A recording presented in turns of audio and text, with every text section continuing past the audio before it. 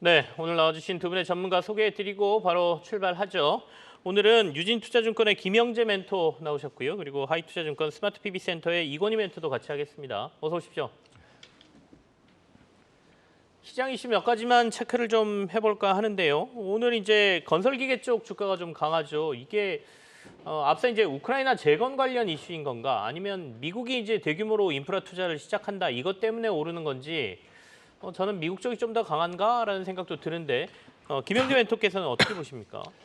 일단 건설 기계 업종 같은 경우는 호재성 재료가 매우 다양하게 포진되어 있다라고 볼 수밖에 없는데 네. 말씀하신 것처럼 미국 인플레이션 감축법이라든지 유럽 핵심 원자재법으로 전기차 및 신재생 에너지 관련한 인프라 건설을 지금 대규모로 추진하고 있기 때문에 전반적으로 인프라 건설 수요가 향후 수년간 증가할 수 있을 것으로 보여서 일단 북미향이라든지 유럽판 건설기계 종목 긍정적으로 일단 보고 있습니다.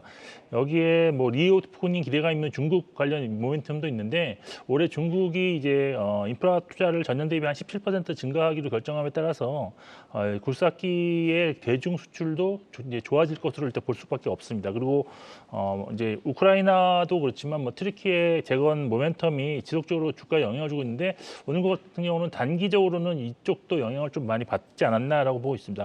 일단 네. 주가는 점진적 상승인데 아직까지 그 실적 대비로 싼 종목들이 많아서 제가 볼 때는 중장기적으로는 보유 전략으로 들어가는 것이 좋다라고 보고 있는데 일단 오늘같이 시가총액이 작은 종목들이 움직인 경우에는 일단은 이게 우크라이나 재건 관련 이슈일 것 같은데 네네. 일단 기술적으로 트레이딩 수준의 접근이 좀 좋고 일단 실적이 뒷받침되지 않았다는 점에서는 좀 짧게 가져가시는 좀 그런 트레이딩 전략이 좋아 보입니다. 일반적으로 경기 침체 구간에는 건설기계 쪽은 잘 안 보는 게 맞는데 의외로 건설기계 쪽이 강세를 많이 보인단 말이죠. 이건희 멘토께서는 어떻게 보십니까? 좀 중장기적으로 봐도 되겠습니까? 일단 21년도 11월 달에 미국이 이제 인프라 및 일자리에 관한 법률안이 통과되면서 그게 이제 프로젝트를 만들어서 실질적으로 시행을 시작한 게 올해부터 이제 보통 이제 삽질을 이제 삽을 떴다 이렇게 얘기가 나오는데 그 법안을 보면 1.2조 2억 달러, 1조 2천억 달러죠. 2천억 달러를 10년간 나눠서 이제 인프라에 투자하겠다라고 얘기를 하고 있기 때문에 미국 인프라 투자는 당분간 좀 이어질 걸로 보고 있고요. 2008년 무렵부터 인프라 투자의 요구가 많았었는데 그런 것들이 이제 지금 순차적으로 좀 이루어지고 있다고 생각하시면 되고 네. 지금 건설 장비주들을 좋게 보는 이유가 이제 여러 애널들의 분석들을 좀 보면 일단은 자원 개발 관련돼서 지금 니켈이나 이런 광물에 대한 수요가 굉장히 많아졌기 때문에 이런 부분들 때문에 중요성이 더 증가됐다라는 부분이 있고요. 또 북미 인프라 투자도 여전히 급증을 하고 있고 자연재해라든지 진행 이런 것들에 대한 전쟁 복구 수요 이런 것들도 여전히 좀 남아 있다라고 보고 있고 또 중동도 다시 좀 투자가 증가하고 있는 중이기 때문에 전반적으로 건설 기계에 관련된 이제 물량들이 이제 수요가 좀 많아지고 있다라고 보시면 되고요. 또 이제 또 하나 보면 이유는 중국에 대한 의존도가 좀 많이 낮아지면서 예전에 네. 이제 예전 두산 인프라코어 지금 현대 인프라코어로 바뀌었는데 그쪽 보면 거의 중국에서 굴삭기가 몇 대 팔렸냐 이걸 계속 체크했었는데 지금은 중국 쪽은 여전히 안 좋습니다. 이번 실적 발표도 보면 안 좋았는데 중국이 안 좋았음에도 불구하고 현대 인프라코어 같은 경우 실적이 굉장히 잘 나왔죠. 월요일 날 실적 발표를 했는데 서프라이즈로 나왔기 때문에 이런 부분들이 이제 반영이 되면서 좀 확인하고 올라가는 그런 모습을 좀 보여주고 있다고 생각하시면 될 것 같습니다. 네. 자, 이제 예전에 우리가 중국에 기대했던 것들에서도 많이 벗어난 것 같다라고 말씀을 주셨고요. 그래도 조금은 긍정적인 의견을 두 분 다 주셨습니다. 특히 오늘 두산 인프라코어 두산 밥캣 같은 경우에는 주가가 크게 오르고 있죠. 자, 시장의 또 하나의 관심이 이제 완성차들의 어닝 서프라이즈 아니었습니까? 기아, 현대차. 어닝 서프라이즈 나오고 난 다음부터 이제 그 생태계에 있는 부품 업체들까지도 관심이 좀 가고 있는 모습인데 이게 좀 지속적으로 저희가 봐도 될까요? 아니면 일시적인 실적 효과라고 봐야 될까요? 우리 김영재 멘토부터 좀 말씀해 주시겠습니까? 일단 현대기아차가 사실 실적이 이제 역대급으로 나온 것이 이제 최근은 아니고 지난해부터 계속 나오고 있는데 이미 이제 부품주들도 작년 실적이 대폭 개선된 그런 부품주들이 너무나도 많습니다. 그래서 이미 동반 성장 중인 종목이 발견되고 있고 또한 주가가 이제 상당히 오랫동안 저평가를 받으면서 이에 대한 반발 매수세로 수급이 좀 개선되는 그런 부분 이 보이고 있습니다. 그래서 좀 추세적으로 상승하는 종목들이 상당히 많이 보이는데 대표적으로 이제 실적이 좋았던 종목들 중에서 상승이 대표적으로 나타나는 것이 아진산업이라고 볼 수 있는데 아진산업 보시면은 지난해 순이익이 한 328억 원을 기록함으로 인해서 직전 연도 대비 무려 1250%의 순이익 상승을 기록했습니다. 그런데 작년 말 시총은 900억대에 불과했다. 그래서 이런 것을 본다면 아직도 꾸준히 지금 주가가 상승을 했지만 추가적인 상승 여력은 좀 있지 않겠느냐라고 볼 수밖에 없고 네. 여기에 뭐 서현이와 하신도 마찬가지로 순이익이 다 100%, 200%씩 증가했는데도 불구하고 주가는 뭐 물론 이제 거의 올해 한 2배 정도 올랐지만 PER이 모두 5비 미만의 아주 저평가다. 물론 이제 부품주가 마진율이 원래 좀 박합니다. 그리고 공급 가격을 낮추는 CR에 자유롭지 못하기 때문에 항상 저평가를 받았던 업종이라는 점은 좀 감안을 해야 되겠지만 그래도 지금 같은 성장성이 돋보이는 구간에서는 네. 추가 상승이 가능하다고 저는 보고 있습니다. 그래서 일단 매매 전략으로는 사실 눌림목에서 신규 매수는 접근은 가능한데 지금 현재 수준에서는 이격도 벌어진 종목은 조금은 지켜보실 필요가 있다. 그래서 일단 추세가 무너지기 전까지 그리고 수급이 확실하게 변화되는 전까지는 좀 가져가시는 전략으로 대응하시는 것이 좋다고 추세가 보겠습니다. 무너지지 않는다는 거는 우리 투자자분들은 어떤 걸 보고 판단을 해야 됩니까? 이평선 같은 걸 보나요? 네, 저는 이제 주간 이평선을 주로 보는데 네. 이제 장단기 주간 이평선이 이제 골든 크로스나 데드 크로스가 나는데 여기서 데드 크로스가 나올 경우 상당히 좀 의미 있다라고 보고 있습니다. 근데 저는 이제 주간 이동평선을 보기 때문에 10주간과 30주간이 데드 크로스가 날 경우에는 이제는 추세가 무너졌다. 추세가 무너졌다라고 보시면 좋을 것 같습니다. 알겠습니다.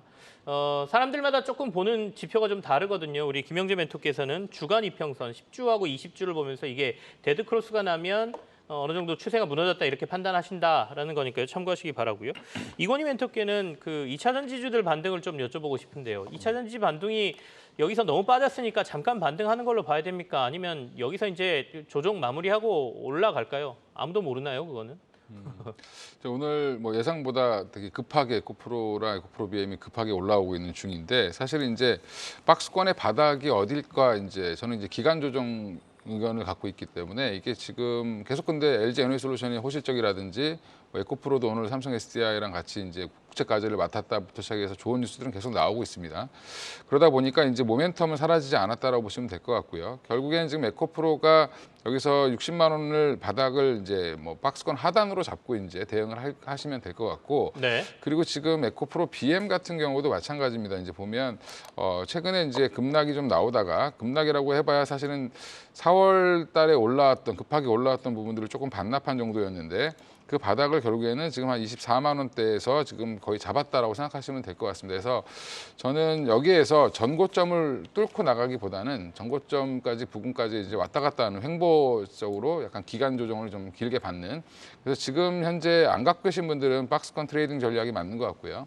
보유하신 분들은 일정 부분 이제 올라올 때마다 이익 실현을 좀 하시다가 또 한 번 이제 저점이 나오면 좀 한 번씩 다시 사는 박스권 하단까지 오면 좀 사는 전략을 취하시는 게 적당하다고 생각하고 있습니다. 박스권 하단이라고 생각되는 가격까지 내려오게 되면 조금씩 담는 것도 괜찮겠다라는 말씀이세요. 박스권을 좀 유지할 가능성도 있다 이런 말씀도 주셨고요. 어쨌든 뭐 계속해서 2차 전지의 미래에 대해서는 밝은 얘기들이 나오고 있고 어제도 저도 이제 뭐 2차 전지 배터리 회사들의 공장 뭐 이렇게 보여드리고 말씀을 드렸는데 미래는 보이는 건 맞습니다. 근데 주가가 이제 시장에서 얼마나 올랐느냐 내렸느냐를 가지고 논쟁이 있는 거예요. 그럴 때마다 약간의 부담 때문에 내려왔다 또 올라가기도 하고 실적을 보고 또 조정받기도 하고 올라가기도 하고 그런 부분에 있어서 이제 매매를 저희가 잘해야 되는 거겠죠. 자, 오늘 두 분이 가져오신 단기 유망주 확인하면서 또 한번 얘기 들어보도록 할게요. 자, 김영재 멘토 오늘 단기 유망주로 글로벌 텍스프리 가져오셨습니다. 국내 1위 세금 환급 대행 사업자다라고 말씀 주셨고요. 이건희 멘토께서는 화신입니다. 자동차 부품 관련주죠. 우려보다는 기대가 크다라고 해주셨는데요. 먼저 글로벌 텍스프리 얘기부터 들어보죠. 네, 글로벌 텍스프리는 지금 외국인이 국내에서 구매한 물품을 이제 부가세 환급을 대행하는 사업자인데요. 국내 점유율 65%로 1위 사업자입니다. 메인 투자 포인트는 올해 뭐 실적이 흑자 전환하는데 단순히 여행객이 이제 외국인 방한객이 증가한다고 해서 실적이 좋아지는 것도 있지만 이런 외국인 관광객들의 1인당 소비액 증가와 비용 절감이 동시에 나타나면서 수익이 예상보다는 훨씬 더 좋을 수도 있다라는 점이 투자 포인트입니다. 먼저 여행객 1인당 소비 증가와 관련해서 지금 사실 중국인은 팬데믹 이전에도 다른 나라 대비 한 2배 이상의 지출을 보이는 아주 중요한 고객이었는데 작년 12월 기준 소비액이 팬데믹 이전 대비 한 3배 정도 증가했다는 그런 보고서가 나와 있습니다. 네네. 이런 것을 보면 그리고 이제 중국의 기타 외국인 1인당 매출액도 한 65% 정도 증가했는데 뭐 이렇게 소비가 증가한 것이 뭐 팬데믹 하에 눌렸던 여행이 재개되면서 뭐 보복 소비가 증가한 것일 수도 있겠고요. 여기에 또 원화의 약세라든지 또 물가가 상승함에 따라서 절대적인 물품 구매 대금 자체가 지금 증가했기 때문에 사실 수수료는 변화가 없었습니다. 그래서 수수료 대비 상당히 매출액이 증가했을 경우가 있다라고 보고 있습니다. 또한 그 구조조정 관련해서 수익성 개선 효과가 좀 있을 것으로 기대되고 있는데 지금 직원 같은 경우는 팬데믹 이전 대비 한 50% 이상 지금 감소를 했고요. 네네. 또 시내 환급 창구 개수도 한 28% 감소하면서 월간의 그런 BP 매출액이 팬데믹 이전 대비 크게 지금 반 절반 수준으로 낮아진 점이 또 있습니다. 그리고 지금 올해 3월 기준에 그 하루 평균 매출액이 한 1억 원 내로 추산되고 있기 때문에 지금 BP 수준이 20억, 월간 20억인데 이거는 충분히 이제 훨씬 더 극복되는 흑자 기조가 지금 크게 나타날 수 있다라고 보고 있습니다. 그리고 정부 내수 활성화 정책도 상당히 긍정적인데 여기서 주목해야 되는 부분이 중국의 그런 비행 노선을 주 63회에서 954회로 크게 확대해서 중국인 관광객 회복에 상당히 진행 속도가 빠를 가능성도 있다는 점도 투자 포인트입니다. 그리고 해외 법인 자체도 지금 뭐 싱가포르랑 프랑스 법인에서 약 40억 원 수준의 지금 영업이익 수준이 달성되는 것이 예상되기 때문에 이런 점도 긍정적입니다. 그리고 뭐 이제 주가 밸류에이션을 보면 지금 한 PER이 한 16.5배인데 팬데믹 이전 받았던 24배 대비는 아직도 크게 미달할 수준에 있어서 상당히 긍정적이고 수급상도 지금 3월이 외국인이 28만 주, 기관이 한 194만 주 누적 순매수를 함으로 인해서 수급상도 좋습니다. 그래서 분기별로 실적 모멘텀을 기대할 수 있는 종목으로서 현재 시점에서 분할 매수 관점으로 대응이 좋게 보이는 그런 종목입니다. 알겠습니다. 아까 하단에 목표가하고 손절가가 나갔습니다. 목표가 4,500원에 손절가 3,300원 제시하셨으니까요. 글로벌 텍스프리 단기 유망주로 한번 살펴보시기 바라겠습니다. 이건희 멘토께서는 화신 가져오셨는데요. 화신의 투자 포인트 좀 들어볼게요. 일단 뭐 제목은 우려보다 기대 이렇게 말씀드렸는데 결국엔 지금 자동차 부품주들 뭐 영업이익이 이제 기아라든지 현대차가 영업이익이 워낙 좋게 나오다 보니까 부품주들이 좀 피해를 본 게 아니냐라는 그런 얘기도 있는데 그런 것보다는 지금 성장성에 좀 주목을 해보실 필요가 있을 것 같고요. 화신 같은 경우도 아직 실적 발표를 안 했는데 1분기 실적을 보면 매출액은 한 4,821억 정도 예상을 하고 있고요. 최근에 이제 가장 높게 잡은 이제 보고서를 보면 영업이익은 289억까지 이제 늘어날 걸로 보이는데 그게 수준이 289억은 전년 동기 대비 한 167% 증가하는 거고요. 그리고 지금 가이던스상으로는 한 275억 정도로 잡혀 있으니까 예상보다는 더 잘 나올 걸로 또다시 이제 예상이 바뀌고 있는 중이다라고 보시면 될 것 같습니다.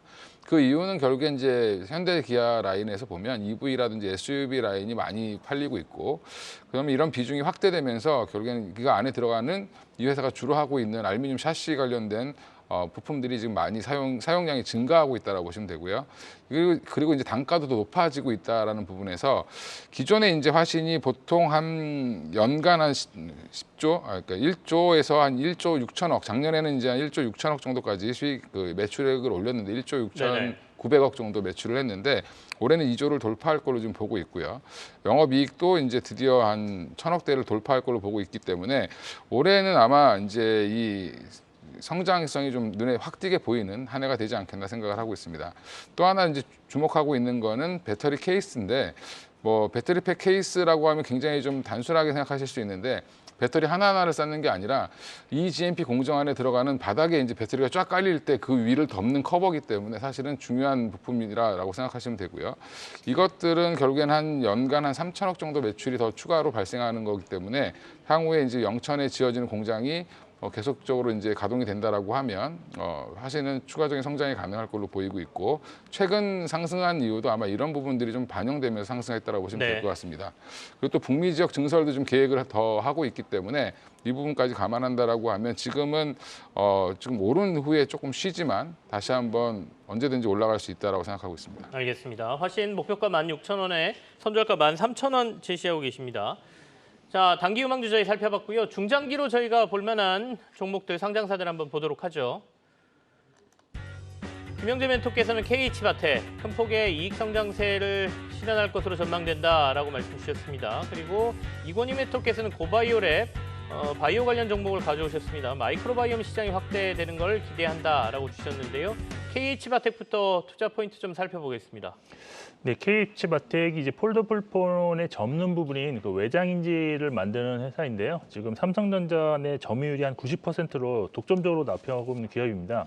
메인 투자 포인트가 올해 그 가격과 수량 모두 증가함으로 인해서 큰 폭의 이익 성장세가 나타날 것으로 일단 기대되는 원년이다라고 보고 있는데 일단 수량 증가부터 말씀드리면 삼성전자가 지난해 한 988만 대 폴더폰을 출하했는데 올해 예상은 한 1,300만 대 정도였습니다. 근데 최근에 그 KH바텍 컵데이에서 예상한 수량이 이제 500만 대 정도는 지금 출하 예상한다라고 발표한 바 있어서 네. 작년 대비 50% 증가, 수량 증가가 KH바텍 실적 성장에 상당히 도움을 줄 것이다라고 볼 수 있고 또 이제 가격이 증가하는 것은 삼성전자가 기존의 그 U타입 힌지에서 이제는 물방울 힌지로 적용할 것인데 이 물방울 힌지 가격이 기존 제품 대비 한 30% 고가로서 KH바텍의 그 평균 판매 가격 상승을 좀 유발할 것으로 기대하고 있습니다. 그리고 이제 물방울 힌지 채택으로 인해서 이게 기술력이 요구되는 거라서 사실 듀얼 밴더 가능성도 있었지만 네. 듀얼 밴더가 아니라 이제 독점적으로 납품할 수 있는 그런 또 방안이 마련됐다라고 보시면 되고 또 힌지 생산이 보통은 과거에는 6월 말부터 시작됐는데 올해는 예상이 6월 초부터다. 그래서 결국 2분기에 일부 실적이 잡히면서 실적 개선세가 좀 더 빠르게 확인될 수 있다라는 또 긍정적입니다. 그리고 이제 실적이 이제 올해가 전년 대비 52% 증가한 순이익으로 한 381억 원이 예상되고 있고 내년도 한 26% 정도 증가할 것으로 예상되고 있었는데요. 현재 주가가 이런 기준으로 보면 PER이 한 10.6배인데 과거 평균이 지금 이개년 평균이 17배였다는 점에서는 상당히 저평가다라고 볼 수가 있는 구간입니다. 수급도 지금 연기금 중심으로 기간이 지금 꾸준히 네. 매수하고 있는데 3월부터 누적으로 150만 주 274억을 순매수했다는 점에서 수급 상황도 상당히 양호합니다. 그래서 알겠습니다. 현 시점에서 매수 전략으로 대응하는 것이 유효하다고 보고 있습니다. 목표가 23,000원, 선절가 16,000원입니다. 참고하시기 바랍니다. 다음은 고바이오랩 설명 좀 듣겠습니다. 예, 뭐 마이크로 바이옴 요즘에 뭐 좀 유행을 하고 있고 뉴스가 많이 나오고 있는데 최근에 좀 주목을 받고 있는 분야라고 보시면 될 것 같습니다. 근데 오늘 세레스라는 이제 해외 기업이 마이크로 바이옴 치료제 관련돼서 지금 미국 FDA 승인을 최초로 받았습니다. 먹는 마이크로 바이옴 치료제로. 지금 그래서 지금 관련해서 지금 이거에 대한 기대감은 여전히 좀 살아있다라고 보시면 될 것 같고요. FDA에서 지금 장내 미생물을 이용한 거기 유전자를 좀 변형해서 쓰는 약을 허가했다는 부분에서는 우리나라 국내 마이크로바이옴 시장 연구를 하고 있는 회사들 크게 이제 뭐 세 회사가 있는데 그 중에 이제 고바이오랩이 포함되어 있다고 보시면 될 것 같고요. 네. 고바이오랩은 그러면 이제 이 신약 개발을 하는 회사인데 사실은 신약 개발하는 회사가 가장 문제점이 뭐냐면 자금 흐름이 굉장히 안 좋습니다. 지금도 물론 적자인 회사지만 이마트와 이제 합작법인을 만들어서 지금 위바이옴이라는 그 새로운 회사를 만들어서 거기서 지금 건강보조식품을 만들고 있는데 주로 이제 건강보조식품으로 이제 뭐 현금을 벌어들이고 그걸로 다시 한번 연구해서 신약을 개발하는 그런 형태로 지금 가고 있다라는 부분 긍정적이라고 보고 있고요. 핵심 파이프라인도 여전히 뭐 R&D도 잘 순항하고 있습니다. 하다가 이제 중간에 무너지거나 한 게 없고 지금 잘 진행 중이기 때문에 이 뭐 구체적인 얘기를 하기에는 시간이 좀 부족하니까 일단 한번 네. 찾아보시면 될 것 같고요. 오늘 주가가 좀 많이 빠지는데요. 예, 많이 빠졌습니다. 그래서 근데 지금 보면 상장 이후에 주가는 계속 내리막길이었고요. 최근에 보면 주봉을 한번 뭐 찾아보시면 이제 고개를 한번 들었다가 이제 다시 한번 좀 다시 제자리로 내려오는 과정인데 네. 제가 볼 때는 중장기로 봤을 때는 이 회사는 한 번 더 주목을 받을 가능성이 높고요. 지금 워낙 주가 차트가 부담스러운 종목들이 네. 많은데 부담스럽지 않고 그다음에 2차 전지가 좀 쉰다든지 할 때는 또 한 번 주목받을 수 있다고 보고 있습니다. 그래서 여전히 이쪽 섹터도 좀 보셔야 되는데 그중에 한 고바이오랩을 좀 보시면 어떨까라고 알겠습니다. 생각해서 말씀드리겠습니다. 자, 다양한 종목들이 이제 포트에 넣으실 텐데 중장기적으로 내가 바이오 업체를 넣는다라고 하면 고바이오랩도 괜찮겠다 이런 의견으로 저희가 보면 되겠습니다. 방금 전에 이제 목표가하고 손절가가 나갔습니다. 목표가 25,000원에 손절가 11,000원입니다. 참고하시길 바랄게요. 두 분 김영재 멘토 그리고 이건희 멘토와는 여기서 마무리 짓겠습니다. 두 분 고맙습니다.